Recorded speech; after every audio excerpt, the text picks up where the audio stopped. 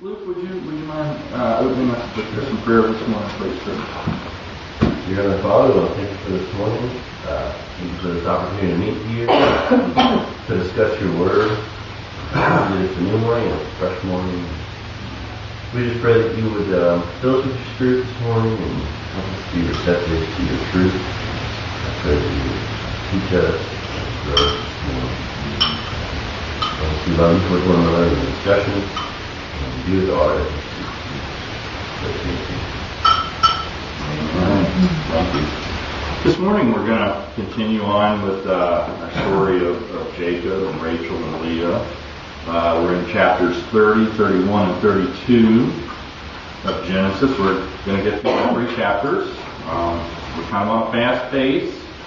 There's some good story in here.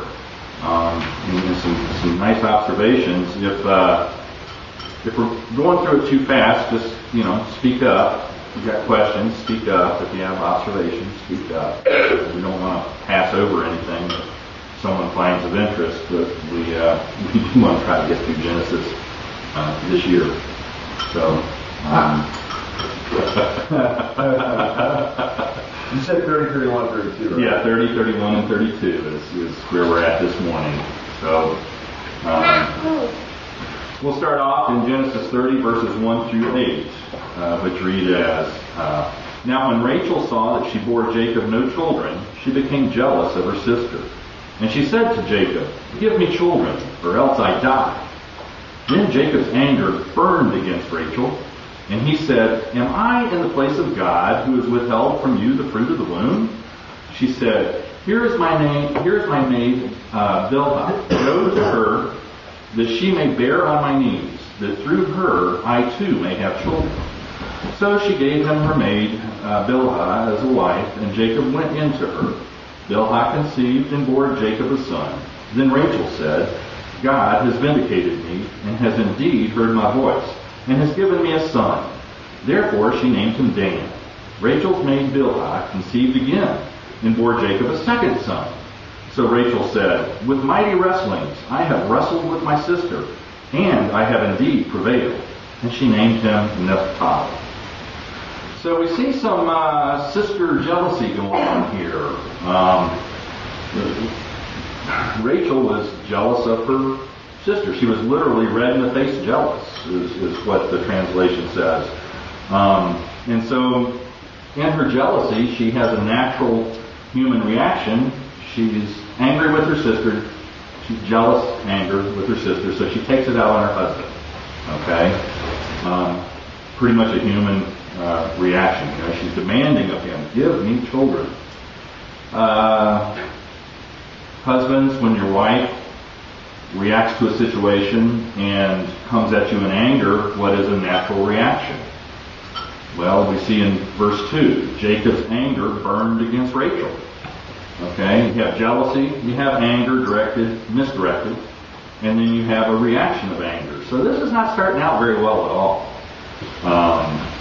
And here we go again with the wives of the patriarchs. They seem to be barren again. We keep running into this situation where ultimately they're going to have to depend upon God to provide. It's real interesting how this theme continues carrying out. And we see a contrast when we saw Rebecca was barren. Y'all remember Rebecca's reaction to her barrenness? She was patient in her barrenness.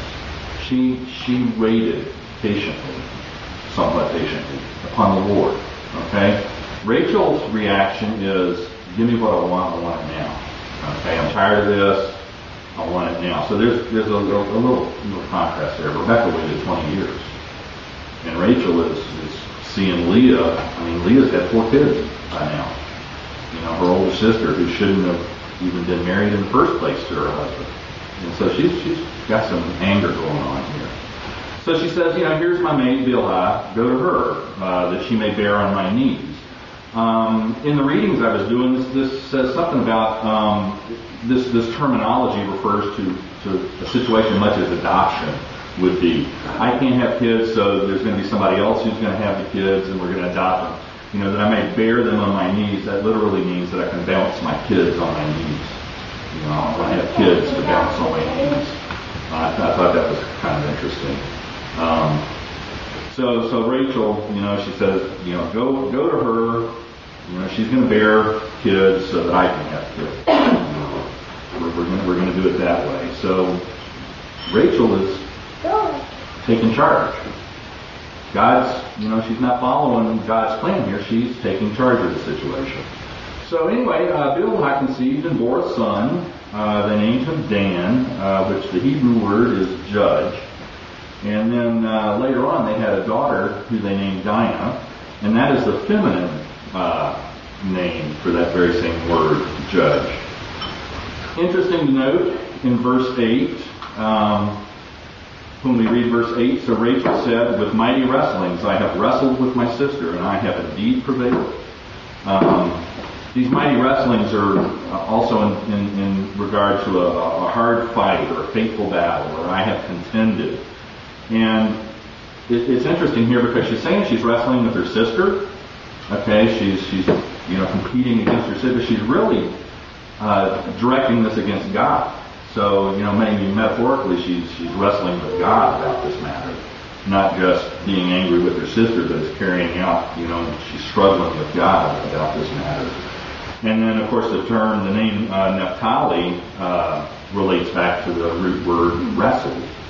And so this verse points out that she was, wrestling with her sister in her rivalry with wanting to have kids, and she was wrestling with God as far as, who's going to be in charge of my life.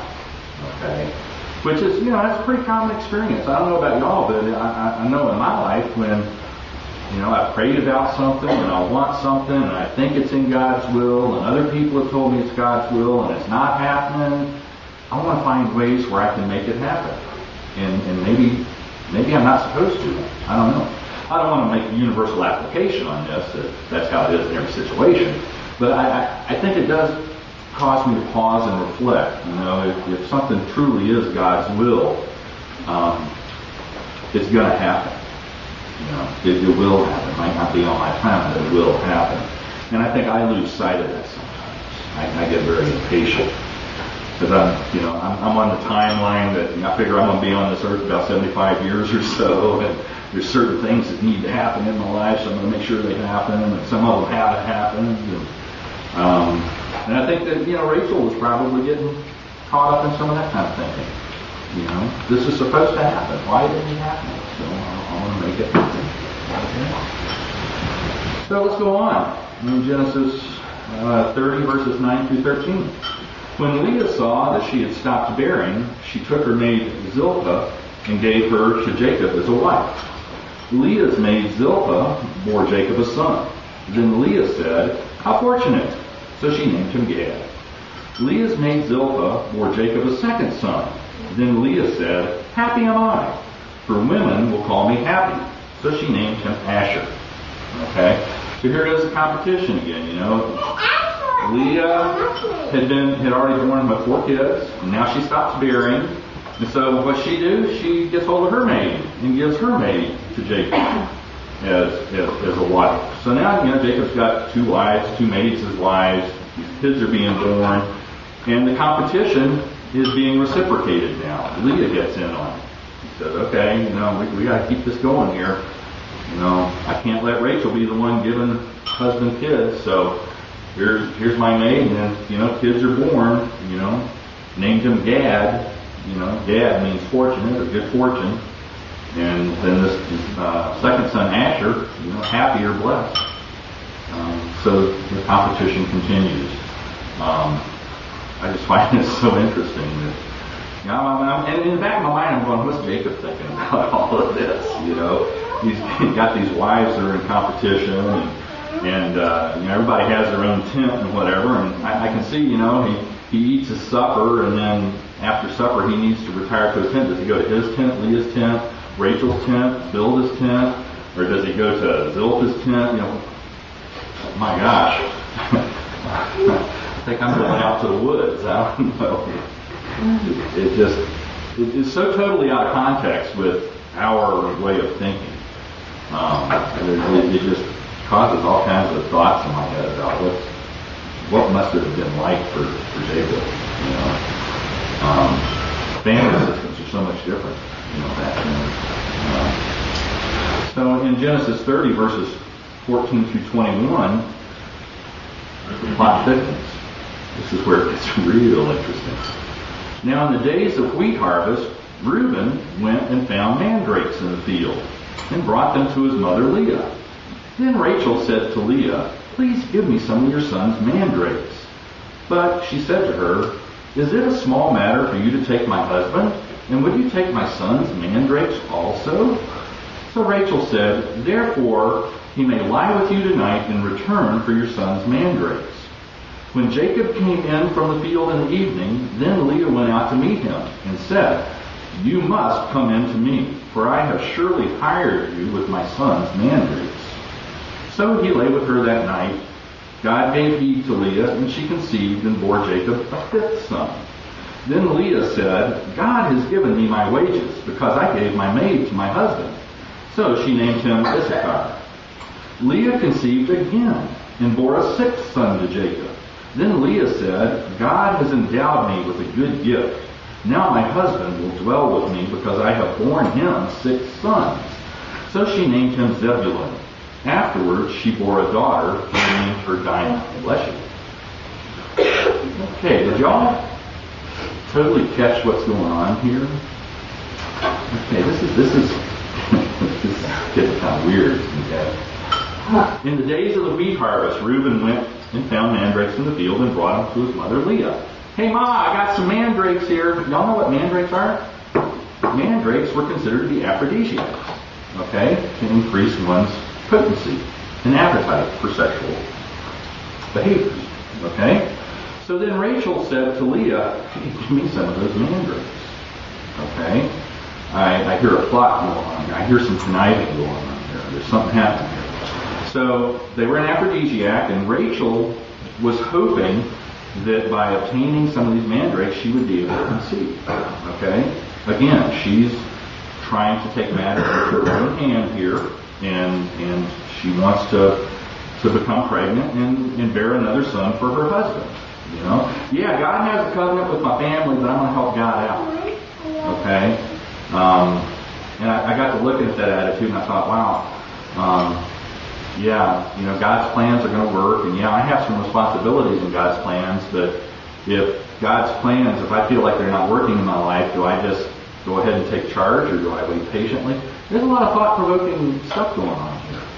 Awful lot. But we see the tension increasing with these sisters, and one sister has the mandrakes, and one doesn't, and one wants the mandrakes, and one wants to conceive, and they both want to conceive, so it's getting kind of thick here. Verse 16. Wow. When Jacob came in from the field in the evening, then Leah went out to meet him and said, "You must come in to me, for I have surely hired you with my son's mandrakes." Wow, I've hired you. I paid for you. You owe me. Okay. There's a little bit of manipulation going on here. These wives are just taking Jacob, and they're just having their way. They're taking him all over the cityscape here. So the result was Leah conceived again, bore a sixth son, and named him. A fifth son, named him Issachar. And Issachar, the root word for that is related to the word wages or recompense. So, this son was named because, I got paid back what I was owed because I set this up. Kind of interesting. And then they had another son named Zebulun, and the name Zebulun is a play on words for the word gift or dowry that is owed.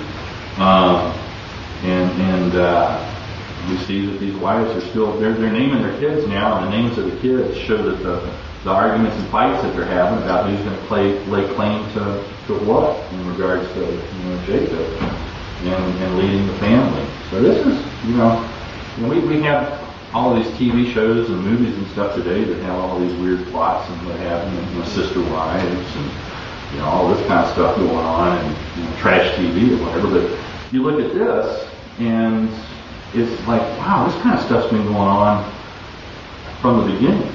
It's human nature. It is people wanting to be in charge and not waiting on the providence of God. And I keep coming back to it. This type of story just really gives me pause to think. And I'm the kind of person that if I start thinking about things too much, then I'll get bogged down because I'll start questioning everything, and I don't want to do that. So I need to keep in mind that this is, for me, this is just a really good recording of how people can be going down the wrong path, thinking that they're doing the right thing. Okay, and that's the frame of mind I want to keep it in for me.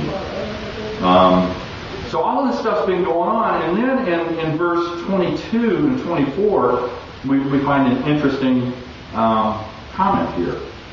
Then God remembered Rachel, and God gave heed to her and opened her womb.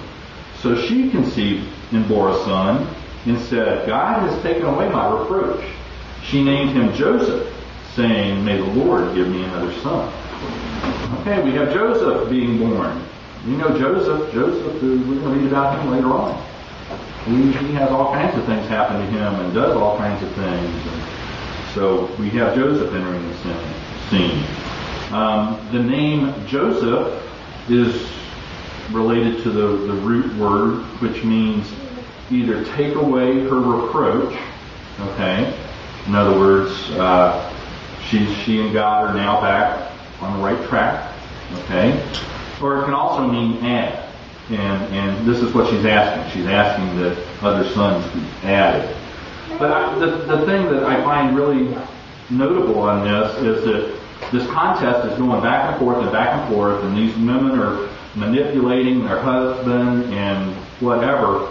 And then God steps in verse 22. God remembered Rachel. See, God's been there the whole time. It's just now he's paying a little more attention. Okay, he's focusing on Rachel now, and so he opens her womb, and she conceives. Okay? So then in verses 25 through 36, the story continues.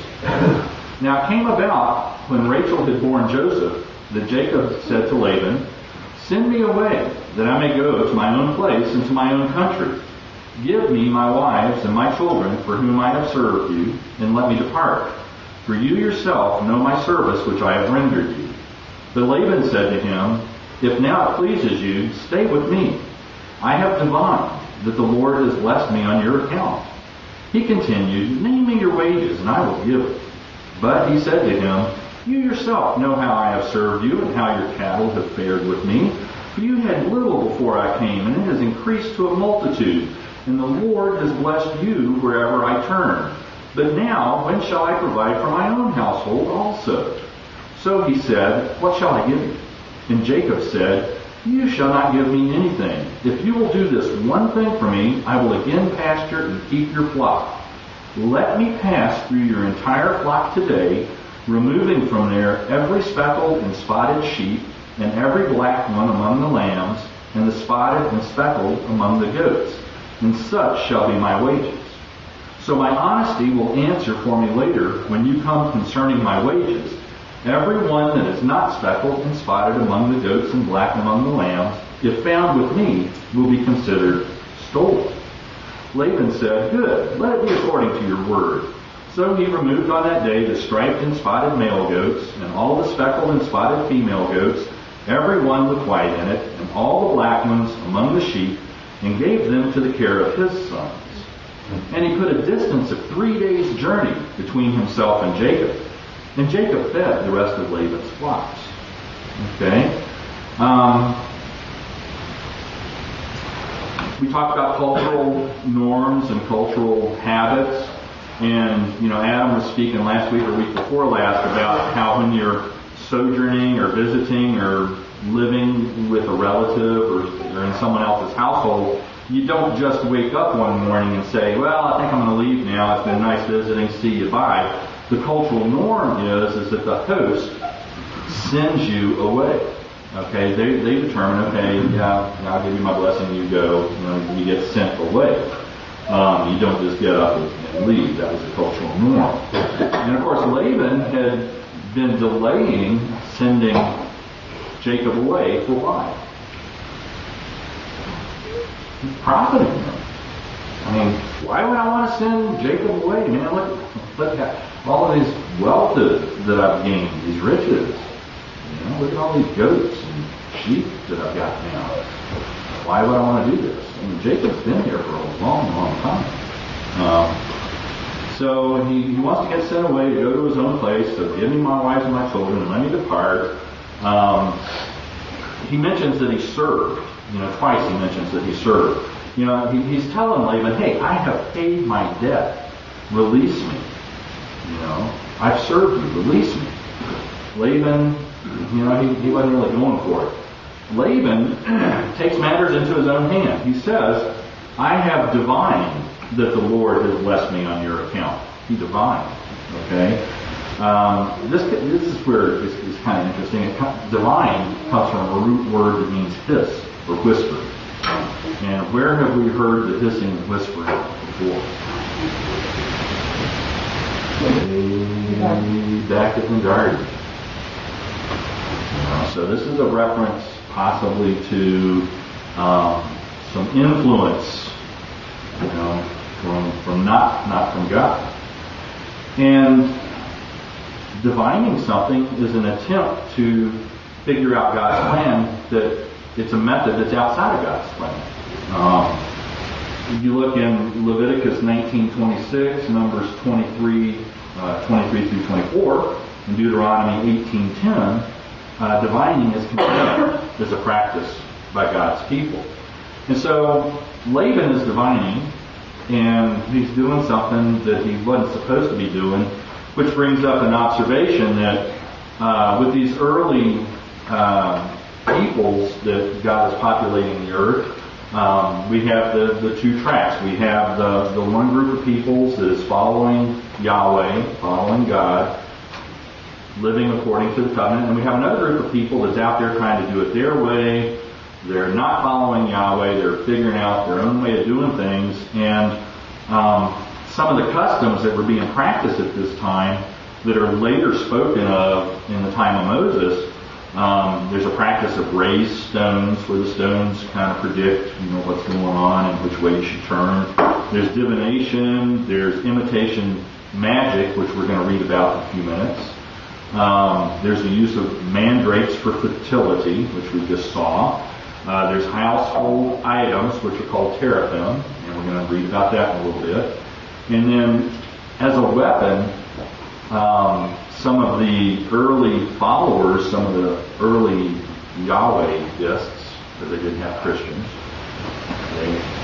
they were, when they would overtake and conquer a group of people that were pagan, they would circumcise them and give them the sign of the covenant, which was that's an act of conquering. That's an act it's a weapon, because once they're circumcised, then they can't prove to the pagans that they're pagan because they're circumcised.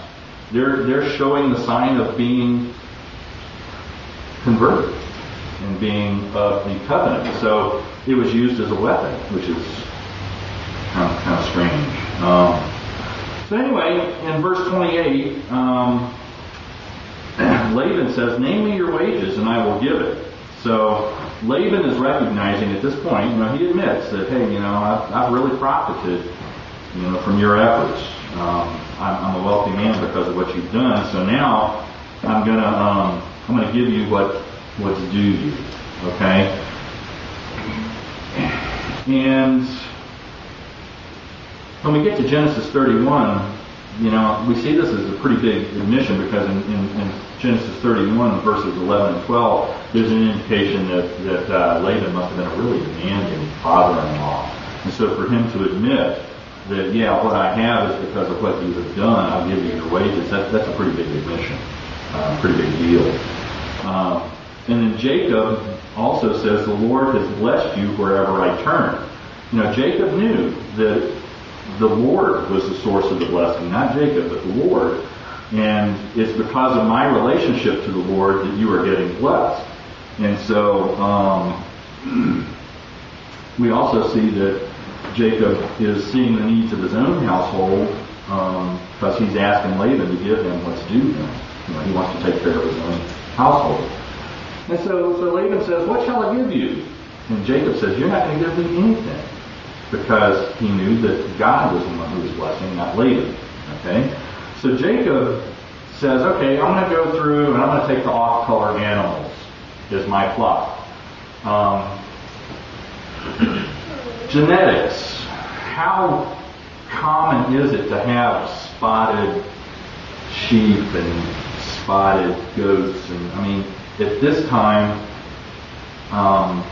from the readings I've done, it was pretty uncommon, that it was more common to have solid-colored animals. And so the rare animals are the ones that were uncommon, the ones that were not going to be lots and lots of. Okay, those were the ones that Jacob was going to take, because he's putting his trust in God. I'm going to go through, I'm going to take the ones that there's not a lot of, but they're easily recognizable. These genetic mutations don't happen real often, so it's not like I'm going to wipe out your flocks. I'm just going to take what I need, and then I'm going to move on. Okay. The other reason he's doing it this way is because he says,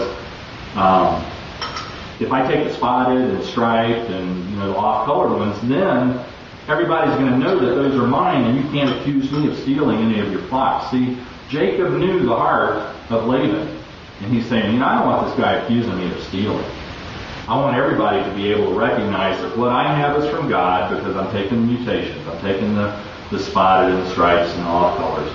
And I want everybody to know that they're not Laban's, that they belong to me. So that's why I'm going to do this. Everything's going to be easily recognizable. So we saw a little bit ago about imitation magic being used as a practice. And here we find an example of imitation magic. Genesis 30, verses 37 through 43. Jacob took fresh rods of poplar and almond and plane trees and peeled white stripes in them, exposing the white which was in the rods. He set the rods which he had peeled in front of the flocks in the gutters, even in the watering troughs, where the flocks came to drink. And they mated when they came to drink. So the flocks mated by the rods, and the flocks brought forth striped, speckled, and spotted. Jacob separated the lambs and made the flocks face toward the striped, and all the black in the flock of Laban. And he put his own herds apart. He did not put them with Laban's flock.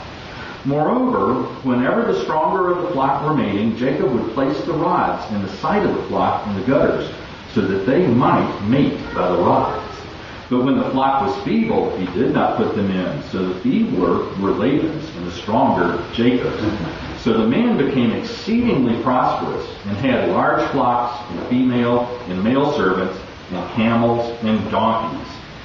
Now, I don't know about you, but I really don't believe that taking a stick and whittling it and carving it and making stripes in it and putting it in the gutter or the feed trough or something, I don't think that's going to cause a sheep or a goat to have any certain type of offspring. I don't believe that. Why did Jacob do this? Any ideas? Okay. Jacob knows that God is in charge. So here we go again. This imitation magic was a practice of the culture of the day. What Jacob is doing, he says, I know God's in charge. I'm just going to see if I can help God out a little bit here. So I'm going to do all this stuff. Well, thank God that God went ahead and followed through with blessing and prospered Jacob. God did not prosper Jacob because Jacob was putting striped sticks here and there and everywhere. That's not why his flocks increased. Jacob's flocks increased because God made the decision, according to the covenant that he had made with Abram. God made the decision to bless Jacob. That is why they increase. So we have to be careful when we read stuff that we don't attribute what we read to the wrong source or the wrong meaning. This is just simply a matter of recording where Jacob knew what was supposed to happen, but he was hedging his bets. He was going to help God out, which we keep seeing. We keep seeing these people trying to help God out, rather than totally relying on God. There's a lesson in there. When we look at Genesis 31, we're going to see, the other thing, before we do that, in 35 and 36 verses of chapter 30, we hear about Laban's sons. And so, Laban went and divided the flock that he was going to give to Jacob. But he gave Jacob's animals to Laban's sons. And then Laban's sons took him 3 days away for pasturing and watering and stuff. The main reason being we want to keep these animals apart. We don't want Jacob's animals breeding with my animals. Okay, so they're 3 days apart. And this also forced Jacob, who remained, to take care of Laban's animals. Okay? Jacob doesn't even get to take care of his own animals at this time. He still has to take care of Laban's flocks. Okay? Patience. So we move into Genesis 31. Now Jacob heard the words of Laban's son, saying, Jacob has taken away all that was your father's, and from what belonged to our father he has made all as well. Here's a complaint. Jacob saw the attitude of Laban, and behold, it was not friendly toward him as formerly. Then the Lord said to Jacob, return to the land of your fathers and to your relatives, and I will be with you. So Jacob sent and called Rachel and Leah to his flock in the field, and said to them, I see your father's attitude, that it is not friendly toward me as formerly, but the God of my father has been with me. You know that I have served your father with all my strength, yet your father has cheated me and changed my wages 10 times. However, God did not allow him to hurt me. If he spoke thus, the speckled shall be your wages, then all the flock brought forth speckled. And if he spoke thus, the striped shall be your wages, then all the flock brought forth striped. Thus God has taken away your father's livestock and given them to me. And it came about at the time when the flock were mating that I lifted up my eyes and saw in a dream, and behold, the male goats which were mating were striped, speckled, and mottled. Then the angel of God said to me in the dream, Jacob, and I said, Here I am. He said, Lift up now your eyes and see that all the male goats which are mating are striped, speckled, and mottled. For I have seen all that Laban has been doing to you. I am the God of Bethel, where you anointed a pillar, where you made a vow to me.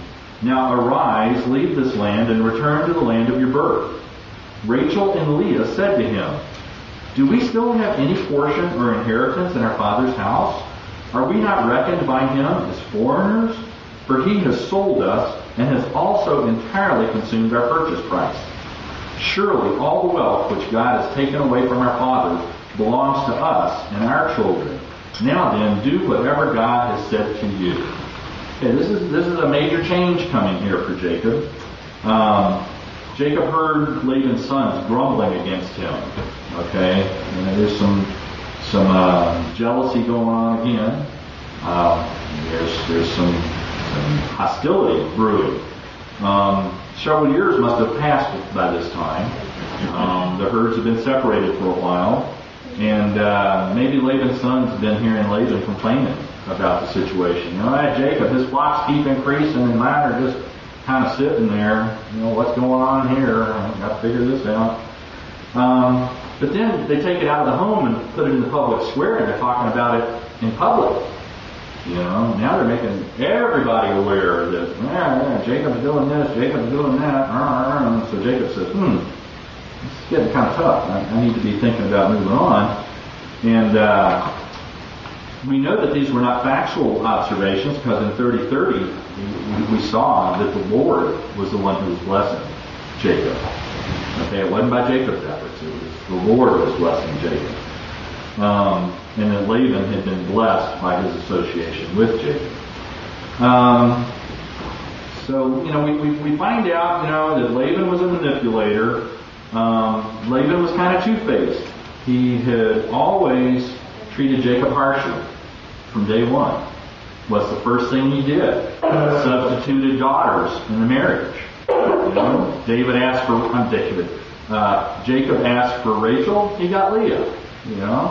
And in all of this, Laban had been, doing the two-faced smiling at him. Oh, what a good boy you are. See how I can cheat you some more. Doing that kind of stuff. So we see now that the hostilities, though, are really starting to come out. So then the Lord intervenes, and God chooses at this time to reveal to Jacob that, hey, all this bad stuff's going on, but there's a better plan out here. I've got something good going on for you. We're going to get you home. Okay? So Jacob's ready to go home, but evidently he had not really talked about this with his wives because he has them meet them, out in the field. We're not meeting in the tent. We're not meeting in the camp. Come join me in the field where little ears and spies aren't listening. There's no NSA here to hear what's going on. Okay, I had to get that. Yeah, I'm sorry. I should have done that. Okay, that's it for the commentary. So evidently he wanted a private meeting. Okay, and so he tells them, what's going on, what the real situation is between their dad and himself, and he talks about the God of his father, and he talks about the covenant and how he's going to honor his God. And, he makes a case. He says, I have served your father with all my strength. I worked for 14 years to obtain you as my wives, and then I worked another 6 years to get the sheep and goats. I'm into 20 years on this. I think I paid the price. I've done. I've served. Your father has changed my wages 10 times. He's cheated me. I've had enough. And now I'm being accused of other things. Yet when all this was going on, my God was faithful. He didn't allow Laban to hurt me. We see in verse 7. And God has specifically told Jacob in Genesis 28, verses 10 through 22, that he wasn't going to allow anybody to hurt him on this, that God was going to protect him. And Jacob had a theological understanding of God's protection and provision on his life, and so did Laban. Laban knew that this was God acting, and that Laban was benefiting because of God's influence on Jacob's life. But Laban, he keeps trying to change things, and he takes away his wages. He changes the deal of how the herds are cut. And we see in verse 10 of chapter 31 that God was blessing Jacob in the mating process, and the angel of God visits Jacob in the dream and reminds him, I am the God of Bethel. I'm the God that met you at Bethel. I am with you. And then we see later on in verses 14 and 15 that Leah and Rachel, they're on board with Jacob. They understand their dad's ripped them off too, with the dowry, with their birthright, with what was owed them. And so they're ready to go. They're on board with Jacob. So in verses 17 through 21, Jacob arose and put his children and his wives upon camels, and he drove away all his livestock and all his property which he had gathered, his acquired livestock which he had gathered in Padan Aram, to go to the land of Canaan to his father Isaac. When Laban had gone to shear his flock, then Rachel stole household idols that were her father's. And Jacob deceived Laban the Aramean by not telling him that he was fleeing. So he fled with all that he had, and he arose and crossed the Euphrates River and set his face toward the hill country of Gilead. So he wasn't following the custom at this time about saying, hey, send me on. Send me. He said, okay, I'm done. I'm out of here. I'm escaping. I'm leaving. I'm on the lam. Each of the lambs. No. Bad joke. Bad joke. So, he takes everything. He's in a great hurry. He just throws everything on the camels and rounds everybody up and says, "We're getting out of here. Let's go." Ba-dum. So they're traveling night and day. They traveled quite a distance. And we see that Rachel stole the household idols that were her father's. She was mad at her dad for not getting her dowry, for not being paid, so she's getting back at Dad. "I'm taking your idols with me." Now, I don't know if I'm a follower of Yahweh. Should I be taking somebody's idols and packing them up and taking them with me? I don't, personally, I don't know that I would want to do that, but she didn't see it as taking idols and that, being something that she and Yahweh had to figure out. She saw it as, "I'm getting back at Dad. I'm taking his idols," because he believes these household idols are protecting his household and leading him. This is who he's worshiping. I'm taking his gods with me. Okay? That's pretty big payback, folks. Pretty big payback. Now, she must have been really upset. Okay? So Jacob stole away at night. He hid the matter. So in verses 22 through 24, when it was told Laban on the third day that Jacob had fled, then he took his kinsmen with him and pursued him a distance of 7 days' journey, and he overtook him in the hill country of Gilead. God came to Laban the Aramean in a dream of the night and said to him, "Be careful that you do not speak to Jacob, either good or bad." Okay? So, Laban was told on the third day that Jacob had left. Why did they wait till the third day to tell Laban? It's a trick question. Okay. Where were the flocks located? 3 days' journey. So it took him 3 days to get back to Laban to say, "Hey, Jacob left." So Jacob left. There was 3 days to tell Laban. Then Laban says, "I got to go catch up with them." So it took him 3 days to get back to the starting point. So, Jacob's kind of hit here. He's got a 6-day lead on him, basically. Right? And he's crossing Euphrates, so hey, everything's cool, huh? I'm getting away. So, Jacob made it to Gilead, which is probably 250 to 300 miles away. He did that in 10 days. With all of his flocks, all of his household, all of everything. That's 25 to 35 miles a day of walking. That's like you're going to walk from here to Fulton every day for 10 days. That distance. Not as many hills, not the woods, pretty flat ground probably, but that's a lot of walking. That's a lot of moving to do. Okay. The other interesting thing is, in the dream, God told Laban, He says, "Be careful that you do not speak to Jacob, either good or bad." The implication of that is, hey, leave Jacob alone. Don't speak to him good, don't speak to him bad. Leave him alone. Okay? So, we'll see what Laban does with that. Genesis 31, verses 25 through 32.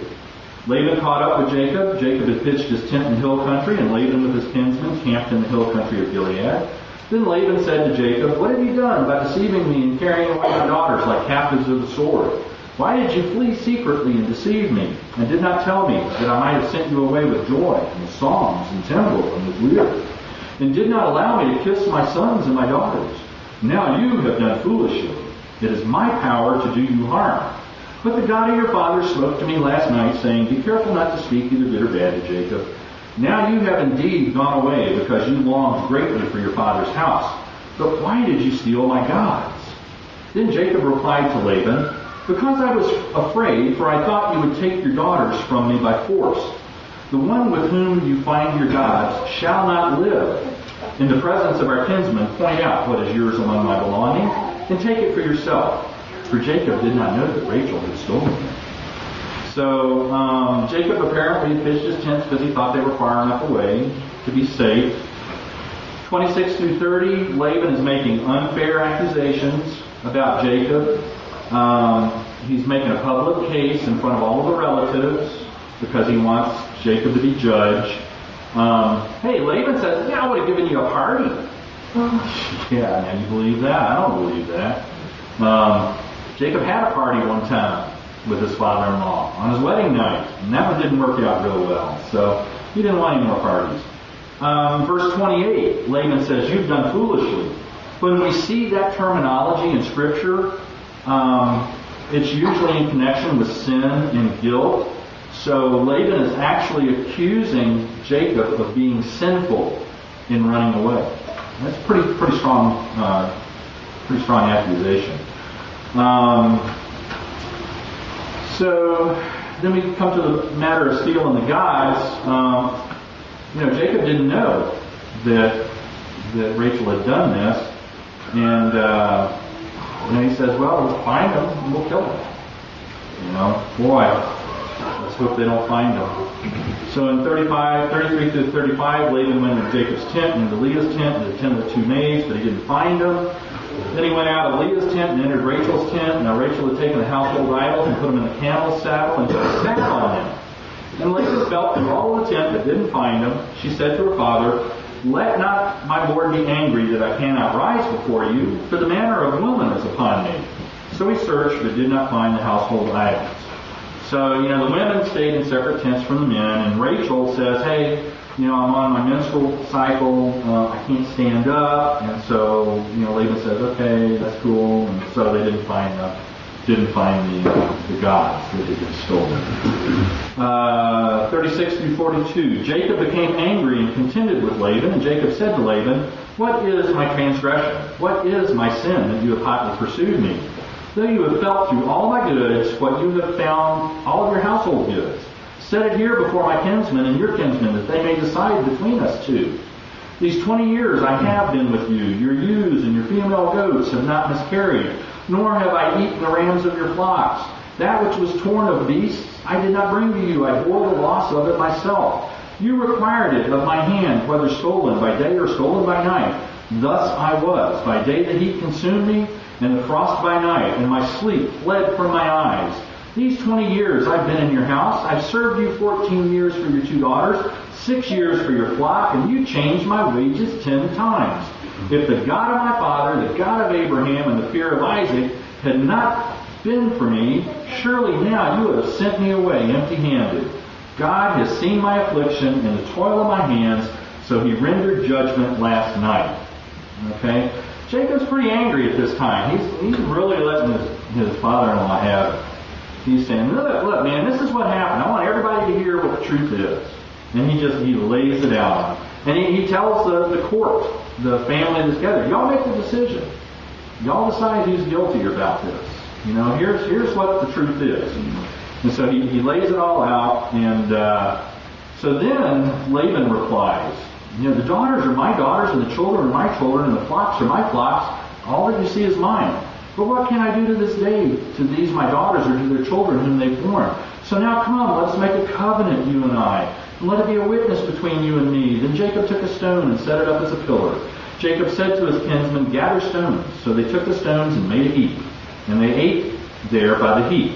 Now Laban called it Jagar-Sahadutha, but Jacob called it Galid. Laban said, the heap is a witness between you and me this day, therefore it was named Galid. And Mitzvah, for he said, may the Lord watch between you and me when we are absent one from the other. If you mistreat my daughters, or if you take wives beside my daughters, although no man is with us, see, God is witness between you and me. Laban said to Jacob, behold this heap, and behold the pillar which I have set between you and me. This heap is a witness, and the pillar is a witness, that I will not pass by this heap to you for harm, and you will not pass by this heap and this pillar to me for harm. The God of Abraham and the God of Nahor, the God of their father, judge between us. So Jacob swore by the fear of his father Isaac. Then Jacob offered a sacrifice on the mountain and called his kinsmen to the meal. And they ate the meal and spent the night on the mountain. Early in the morning, Laban arose and kissed his sons and his daughters and blessed them. Then Laban departed and returned to his place. So they cut a covenant. Okay, so that's enough. We're done. No more fighting. No more ripping people. We're done. We're going to cut the covenant. And Laban, he's trying to make an excuse, or answer the accusations, and the only thing he can come up with is, okay, you got me. Let's do the covenant. And it's real interesting. Who offered to make the covenant? Laban offered to make the covenant. Who gathered the stones and built the pillar for the covenant? Jacob. Whose people gathered the stones for the covenant? Jacob's. Yeah. So, here we go. Laban is saying, let's put all these different... And yet, he's continuing to do what he's always done. Yeah, I'm doing this, so you go right ahead. Going to have somebody else do it for him. So I thought, wow, that's just really interesting. Who provided the meal? The covenant meal? Jacob. Whose covenant was it? Laban's. How invested is Laban really in this covenant? I don't know. It doesn't sound like it means a whole lot to him. Laban swears by all of the gods that he knows about. Jacob swears by one God only on the covenant. The fear of Isaac. Yahweh, the one true God.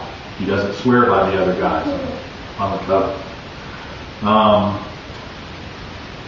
So that kind of brings us to the end of 31, and we're not even going to get close to getting into 32 today. These were rather long chapters, though. But this is just an amazing story to me. God is always present, and people choose to follow God or not. They choose to take matters into their own hand, and then when their own hand doesn't work, they fall back on God. I just keep thinking, how often do I do that in my life? I use God as a last resort or as a safety valve rather than continually pursuing God. And, Lamentations 3, talks about, God's mercies being new every morning. In your prayer this morning, like you mentioned, we have, God's mercy every day. And so every day, we should be dedicating our lives and living our lives for the glory of God and listening to what God has for us. Thank you all for being here this morning. Let's go ahead and pray. Father God, we thank you for the word that you had for us this morning, for the examples of the patriarchs. Lord, we thank you for the examples of your steadfast faithfulness toward us and in your care for us and for your interest in us as your people. We ask that as we go throughout the rest of the day, Lord, that as Ed brings the message, that hearts will be touched, that your Holy Spirit will be moving mightily among the congregation that's here this morning, that your word will be received this morning, and that any newcomers that may be here this morning would come with an open heart and an open mind to receive your word, to receive a blessing, and that we who are in attendance this morning would reach out to others who are here and to be there for other people, to minister to other people as we go throughout our day. Thank you, Lord, for the fathers who are dedicated to you, who are living their lives and who are training their families and leading their families, and who are being your representation in their families. We thank you. In Christ's name we pray this. Amen.